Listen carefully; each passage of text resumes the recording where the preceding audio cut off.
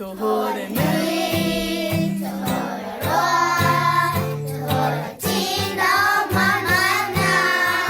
Tohorā puhapuha, Whiore, puepue.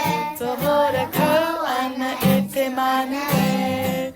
Poaka Nui, Poaka toa, Poaka tino, moana.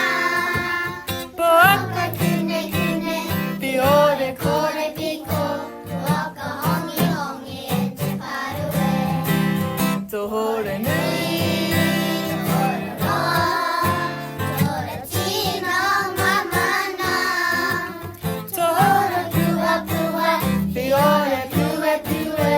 Tohorā kau ana e te mana e. Poaka Nui, Poaka Nui, Poaka toa, Poaka tino, moana.